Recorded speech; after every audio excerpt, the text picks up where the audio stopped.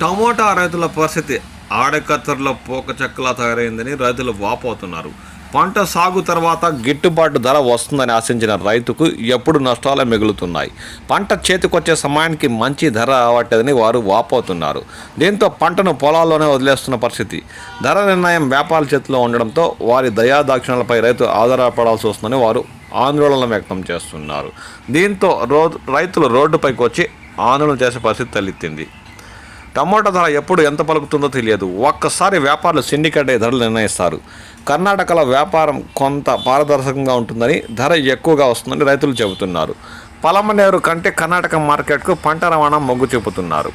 15 కిలోల బాక్స్కు వ్యాపారులు 10 రూపాయలు కమిషన్ తీసుకుంటారని, ధర లేనప్పుడు కమిషన్ రైతు చేతి నుంచే ఇచ్చుకోవాల్సిందని వారు వాపోతున్నారు. 4% తీసుకోవాలనే నిబంధన ఉన్నా పట్టించుకోవడం లేదని, కొందరు వ్యాపారులు వద్దనున్న బుట్టల్లో 16 కిలోలు కూడా పడుతుందని అంటూ రైతులు కిలో పంట నష్టపోతున్నారని వారు పేర్కొంటున్నారు. ఎకరా టమోటా పంట దిగుబడికి ఎకరాకు ఖర్చు 2.5 నుండి 3 లక్షలు అవుతుందని, అదే ఎకరా తోటలో పంట దిగుబడి సుమారు 1500 బాక్సుల వరకు వస్తాయని వారు అంటున్నారు. ఒక్కో బాక్సు 100 రూపాయలు విక్రయిస్తే రైతు చేతి నుండి సగానికి సగం 1.5 లక్షల రూపాయలు నష్టపోయే అవకాశం ఉందని, ఇదే ధర కొనసాగితే ఎకరాకు రైతు 1.5 లక్షలు నష్టపోవాల్సిందేనని, అందుకే రోడ్లపైన టమోటా పంటను పడేస్తున్నట్లు వారు ఆవేదన వ్యక్తం చేస్తున్నారు. ఈ సందర్భంగా పలమనేరు మార్కెట్ కమిటీ కార్యదర్శి సంజీవ్ కుమార్ మాట్లాడుతూ, పంటకు గిట్టుబాటు ధర కల్పనతో పాటు ధరల స్థిరీకరణపై ప్రభుత్వం శ్రద్ధ చూపాలి. ప్రాసెసింగ్ యూనిట్ల స్థాపనతో పాటు పరిశ్రమలతో పాటు కొనుగోలు చేయించాలి.